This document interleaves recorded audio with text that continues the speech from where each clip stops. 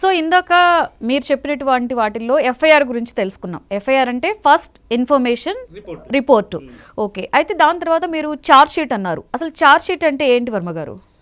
Charge sheet అంటే FIR అయిన తర్వాత అరెస్ట్ రిమాండ్ అవుతారు, కేసు బెయిల్ వస్తుంది రాదు.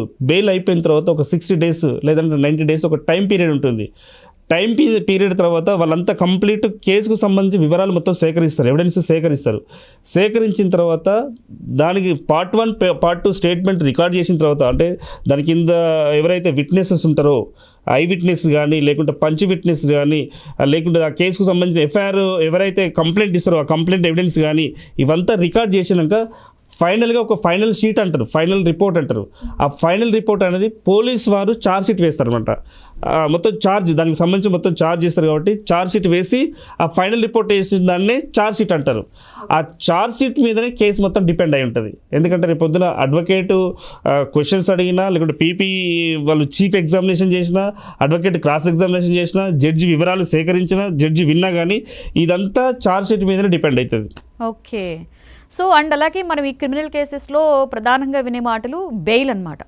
బెయిల్, కొన్ని నాన్ బెయిలబుల్ కేసెస్ కూడా ఉంటాయి కదా. సో అసలు ఫస్ట్ ఆఫ్ ఆల్ బెయిల్ అంటే ఏంటి, అండ్ ఈ బెయిల్కి ఎటువంటి షరతులు ఉంటాయి వర్మ గారు? క్రిమినల్ కేసుకు సంబంధించి బెయిల్ నాన్ బెయిలబుల్ ఉంటాయి, నాన్ బెయిలబుల్ ఉంటాయి. బెయిలబుల్ కేసు అంటే కొన్ని అంతే తనకు తెలియకుండానే కొన్ని తప్పులు జరుగుతూ ఉంటాయి.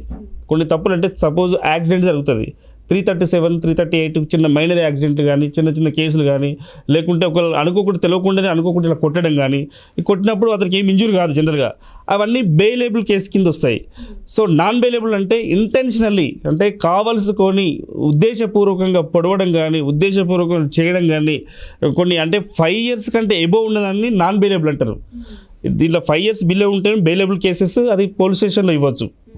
నాన్ బెయిలబుల్ అంటేనేమో 7 years ఎబోవ్ ఉన్నాయి అనుకోండి. అంటే ఏంటి 7 years అంటే శిక్ష 7 years శిక్ష ఎబోవ్ ఉన్నది అనుకోండి. అదేంటంటే ఓన్లీ కోర్టులో మాత్రమే తీసుకోవాలి జడ్జి గారి దగ్గర. బిలో 5 years ఉంటే స్టేషన్ బెయిల్ ఇచ్చే అవకాశం ఉంటుంది, స్టేషన్ బెయిల్ తీసుకోవచ్చు. లేదు రిపీటెడ్ హ్యాబిచువల్ అఫెండర్ అయితే ఒకవేళ దొంగతనం కేసు ఉంది అనుకోండి, 379 కేసు కింద ఐపీసీ 379 ఉంటుంది.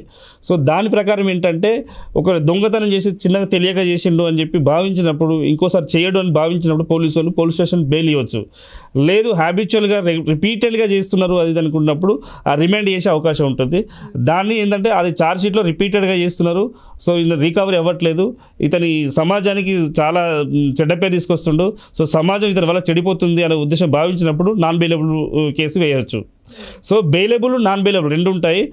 ఈ దేనికైనా కానీ అంటే బెయిలబుల్ అయినా నాన్ బెయిలబుల్ అయినా ఇవి ఛార్జ్ షీట్ వేసిన తర్వాత అది జడ్జి గారి దగ్గర తీసుకోవడమే జరుగుతుంది. వీటికి షరతులు కూడా ఉంటాయి కదండి. అంటే వన్స్ బెయిల్ నుంచి బయటకు వచ్చిన తర్వాత వాళ్ళకు కొన్ని షరతులు పెడతారు. ఎటువంటి షరతులు ఉంటాయి వాళ్ళకు?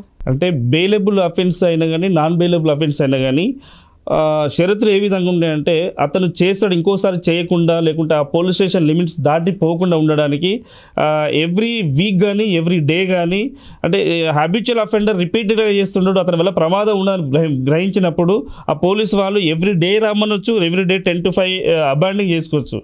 10 to 5 ఉంచవచ్చు, లేకుంటే వీక్లీ వన్స్ కావచ్చు, మంత్లీ ఒకసారి కానీ పోలీస్ స్టేషన్ పరిగణలో ఉండాలి, పోలీస్ స్టేషన్ లిమిట్లో ఉండాలి, మీరు పోలీస్ స్టేషన్కి అటెండ్ కావాలని చెప్పి ఒక షరతులు ఉంటాయి, అది జడ్జి గారు పెడతారు. సో ఇది కాకుండా ఇంకా ఈ ఎక్కువ ఉన్నప్పుడు తీవ్రత ఎక్కువ ఉన్నప్పుడు అతని వల్ల ప్రమాదం ఉన్నదని తెలిసినప్పుడు వేరే విదేశాలకు కూడా వెళ్లకుండా పాస్పోర్ట్ కూడా సీజ్ చేస్తారు. సో పాస్పోర్ట్ సీజ్ చేయడం వల్ల అతను బయట దేశాలకు వెళ్ళాడు. ఒకవేళ వెళ్ళాల్సి వస్తే నేను ఇక ముందు నేరం చేయడు ఇతని వాళ్ళకి ప్రమాదం లేదంటే కోర్టు గ్రహించినప్పుడు ఆ పాస్పోర్ట్ ద్వారా కూడా బయటికి విదేశాలకు వెళ్ళే అవకాశం ఉంటుంది. ఓకే, అప్పుడు కోర్టు తీర్పు వస్తేనే తనకి బెయిల్ అనేది ఏదైనా కానీ కోర్టు ద్వారా జడ్జి గారు ఇచ్చిన జడ్జిమెంట్ని బట్టే బెయిల్ ఆర్డర్ బట్టే అతను ఏం చేయాలి, అతని చర్య ఏ విధంగా తీసుకోవాలి, అతని టర్మ్స్ అండ్ కండిషన్స్ ఏమి ఉంటాయి, పోలీస్ స్టేషన్కి వెళ్ళాలా లేదంటే కోర్టుకు రావాలా, లేదంటే మంత్లీ ఎన్నిసార్లు రావాలి, పోలీస్ స్టేషన్కి ఎన్నిసార్లు పోవాలి, పోలీస్ స్టేషన్లో ఏం చేయాలి అనే విషయాన్ని కోర్టు వారే డైరెక్షన్ ఇస్తారు. సో ఆ డైరెక్షన్ బట్టే చేయడం జరుగుతుంది. ఓకే.